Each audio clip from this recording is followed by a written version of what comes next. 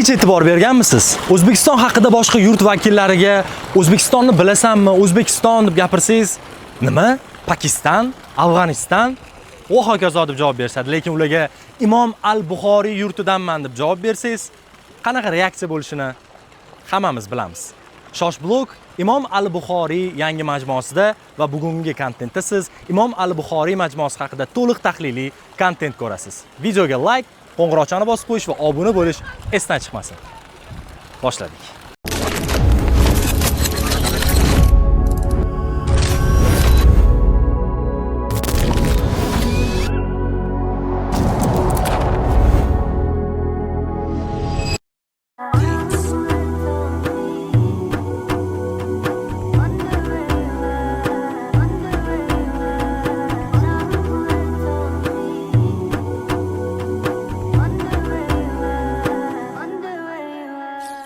Samarqand viloyati Payariq tumanidagi Xartang qishlog'ida joylashgan Imom al-Buxoriy yodgorlik majmuasi davlatimiz rahbariyati tashabbusi bilan butunlay qaytadan monumental me'morchilik andozalari asosida bunyod etildi va yaqinda 2026-yil 20-mart sanasida rasman foydalanishga topshirildi.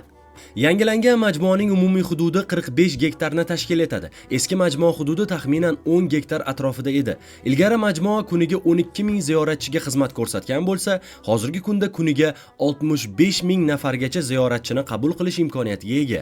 15 gektar maydonda zamonaviy infratuzilma, bitta 4 yulduzli, ikkita 3 yulduzli mehmonxona, 22 ta oilaviy mehmon uylari hamda yirik avtoturargohlar barpo etildi.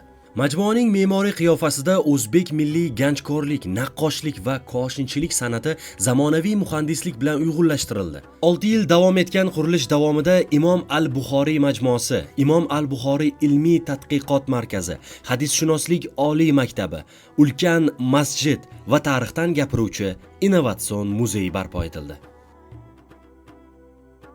Majmua atrofida qad rostlagan 4 ta ulkan minoralar bor va ularning har biri balandligi 75 metrni tashkil etadi. Bu esa Markaziy Osiyodagi eng baland minoralar safiga kiradi. Ajoyib.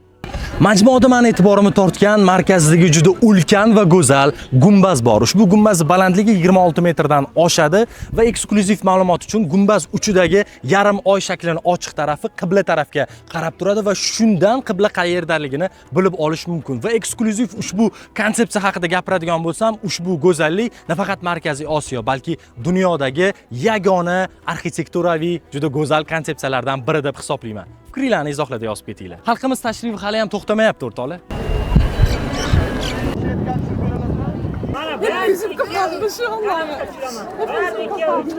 Arxitektor dizayner bo'lganligim uchun umumiy konsepsiyaga, detalizatsiyagacha ahamiyat beryapman. Sizlar uchun tahliliy umumiy fasadda umuman g'arb madaniyatiga xos chiziqlar umuman ishlatilmagan haqiqiy sharqona va o'zbek milliy detalizatsiyalari bilan boshqacha bir bezatilgan fasadni o'zi va umumiy marmarlar esa umuman chang yutmaydi. Tushunishingiz uchun umuman changimaydi va bu haqiqiy ijod, haqiqiy arxitektura.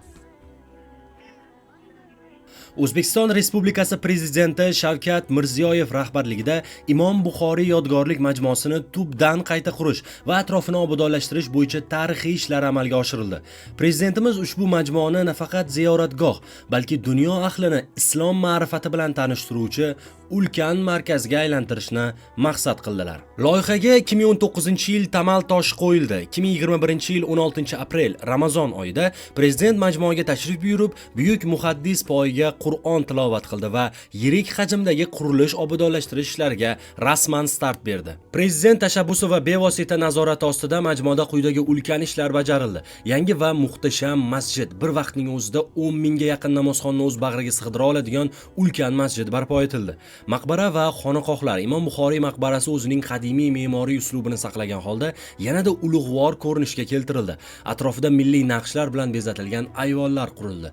Yondosh infratuzilma Majmua atrofida 4 ta simmetrik minora, ziyoratchilar uchun zamonaviy mehmonxonalar, xizmat ko'rsatish obyektlari va keng xiyobonlar tashkil etildi. Imom Buxoriy xalqaro ilmiy tadqiqot markazi va hadis ilmi maktabi barpo etildi. Prezidentimiz Imom Buxoriy majmuasiga necha marta tashrif buyurdilar. Rasmiy manbalarga ko'ra, 2017-yildan beri Samarqandga 40 martadan ko'proq tashrif buyurganlar. Shu vaqt oralig'ida davlatimiz rahbari majmuaga 20 marotaba borgan, ammo norasmiy tashriflar qancha bo'lgani noma'lum. Qurilishni shaxsan prezidentimizning o'zlari nazorat qilganlar. Peshtoq va eng mayda naqshlardan butun kompozitsiyagacha hammasi taklif va tavsiyalar asosida bo'lgan. Umumiy konsepsiyada deyarli bo'yoqlar ishlatilmagan. Asosan eng oliy navli tabiiy toshlar bilan bezatilgan. O'sha tarixiy kun ochilish sanasini eslab o'tmasam bo'lmaydi. 2026-yil 20-mart sanasida Imom al-Buxoriy majmuasi xalq uchun ochiq deb e'lon qilindi va haligacha sayohatchilar, xalqimiz, tashrif buyuruvchilar to'xtamayapti. Ajoyib. Mustaqillik yillaridagi majmua ma'muriy binosi janub tomonga qaragan. Majmuaga kirish 3 ta yirik o'yma arkasimon darvozalar orqali amalga oshirilardi. Darvoza xona orqali asosiy kirishda milliy uslubdagi katta ayvon qurilgan. Kirish darvozasining old qismida majmuaning qurilish tarixi matni arab va o'zbek tillarida yozilgan. Darvoza xonaga kirishda o'ng tomonda ma'muriy va boshqa xonalar joylashgan. Majmuaning asosiy qismida esa Imom al-Buxoriyning maqbarasi joylashgan. Kub shaklidagi bu inshootga 17 metrlik gumbaz o'rnatilgan. Devorlar och yashil, havorang, oq qoplamali plitalar, marmar, onikslar bilan bezatilgan. O'ng tomonda och havorang oniksga ishlov berib yasalgan qabr toshi, sag'ana ostida al-Buxoriyning marmar bilan qoplangan qabri joylashgan. Ichki hovlining chap tomonida maydoni 786 kvadrat metr bo'lgan masjid joylashgan. Ayvonlarning umumiy maydoni 214 kvadrat metr edi. Masjidda bir vaqtning o'zida 1,5 ming kishi namoz o'qishi mumkin edi. Hozirgi kunga kelib esa restavratsiyadan keyin bir vaqtning o'zida masjidda 10 ming kishi namoz o'qish imkoniyatiga ega bo'ldi. Majmua tarixiga yuzlanamiz. O'zbekiston mustaqillikka erishgandan so'ng majmua qayta tiklandi. 1997-yilning 29-aprelida O'zbekiston Respublikasi hukumatining Imom al-Buxoriy tug'ilgan kunining hijriy oy taqvimi bo'yicha 1225 yilligini nishonlash to'g'risidagi qarori qabul qilindi. Shu yilning noyabr oyida UNESCOning bosh konferensiyasi 1998-yilda muhim sana olim Ismoil al-Buxoriy tavalludining 1225 yilligining nishonlanishida qatnashish to'g'risida qaror qabul qiladi. Shu munosabati bilan Imom al-Buxoriyning maqbarasida O'rta Osiyoning me'moriy an'analariga ko'ra bajarilgan yodgorlik majmuasi barpo etilgan edi. Yodgorlik uchun ajratilgan yerning umumiy maydoni 10 gektarni tashkil etadi. Tasavvur qilyapsizmi? Hozirgi holati 45 gektar. Majmuaning qurilishi va undagi obodonlashtirish ishlari O'zbekiston Respublikasining birinchi prezidenti Islom Karimov boshchiligida amalga oshirilgan. Majmua qurilishida Samarqand, Buxoro, Xiva, Toshkent, Andijon, Qo'qon va Shahrisabzning xalq hunarmandlari va ishbilarmonlari qatnashdilar. Maqbara, masjid, ma'muriy bino va boshqa milliy me'morchilik an'analarida barpo etilgan.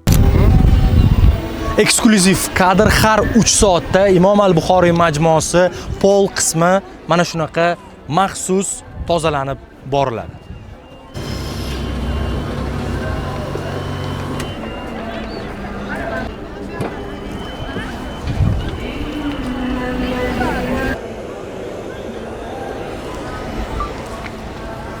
Sifatli va foydali kontentni qo'llab-quvvatlashni istasangiz, pastdagi tirikchilik bot havolasi orqali istalgan summani yuborishingiz mumkin. Sizni qo'llab-quvvatlashingiz kanalda yangi kontentlar chiqishi uchun yordam beradi. Rahmat.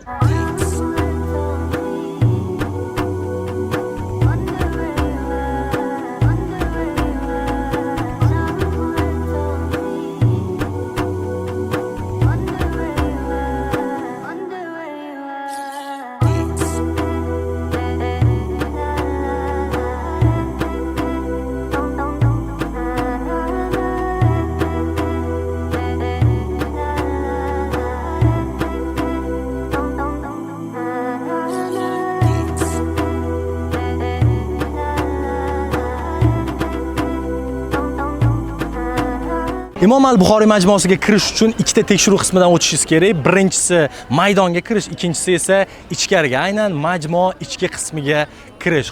Hozirgacha bo'lgan ma'lumotlar aynan tashqi qismdan edi. Endi sizlar uchun boshqa umuman parallel dunyo, ya'ni eng bir o'zgacha eksklyuziv kontentlar, ma'lumotlar bo'lishi kutilayotgan Imom al-Buxoriy ichki qismiga o'tish uchun like, obuna va qo'ng'iroqchani bosib qo'ying. Agar qiziq bo'lsa, maksimal sizlar qo'llab-quvvatlasanglar, ikkinchi qismini ham albatta joylashtiraman. Ketdik.